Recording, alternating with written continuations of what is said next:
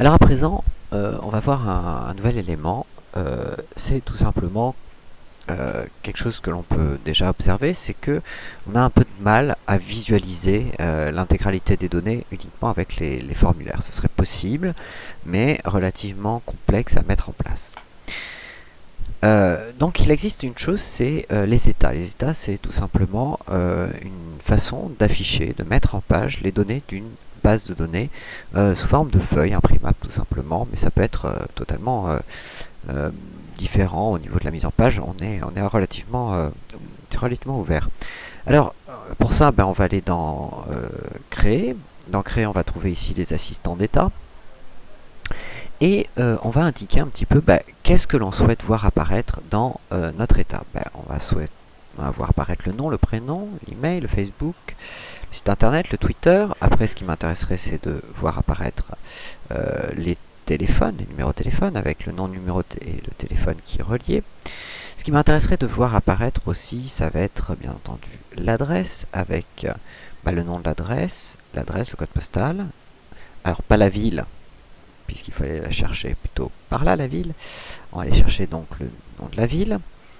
On peut rajouter ici, bien entendu, le nom du groupe auquel le client appartient.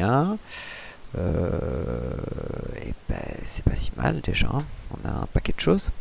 On va cliquer sur suivant. Donc il va nous dire un petit peu comment on souhaite présenter les choses. Là, on va tout simplement lui dire qu'on souhaite regrouper par groupe, par nom de groupe, tous les amis, tout le travail, etc., etc. On va cliquer sur suivant.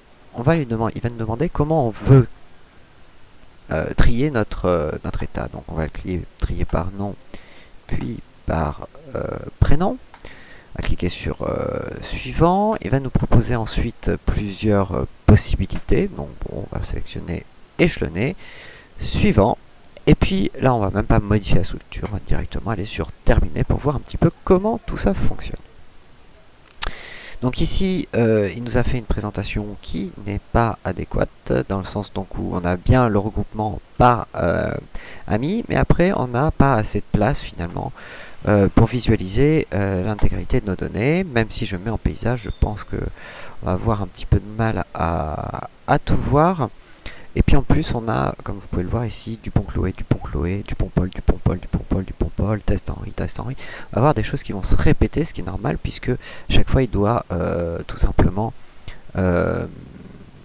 répéter le nombre finalement de lignes pour pouvoir afficher chaque élément correctement.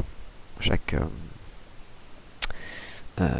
ligne indépendante, disons, vu qu'il a plusieurs portables, vu qu'il a plusieurs numéros plusieurs adresses, etc. etc.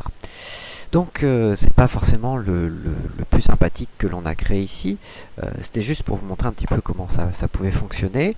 Cette idée de regrouper comme ça les clients par nom.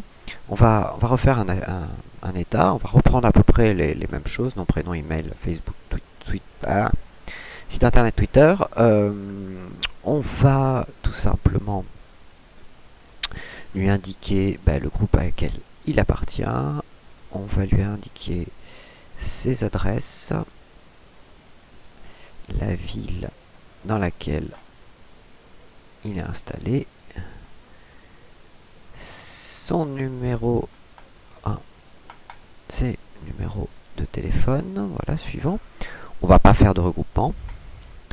Voilà, on va trier par nom prénom comme tout à l'heure. Voilà. Là, on va choisir le format vertical. On va voir ce que ça donne. Tac, voilà. C'est exactement ça que je voulais. Donc ici, comme on peut le voir, on a les différents éléments. Encore une fois, comme je vous l'ai dit, il va faire autant de champs possibles que d'entrées de nom. Donc on voit qu'on a cette page ici. Donc on va sur la page 2, Paul Dupont. On retrouve donc les différentes fiches qu'il peut prendre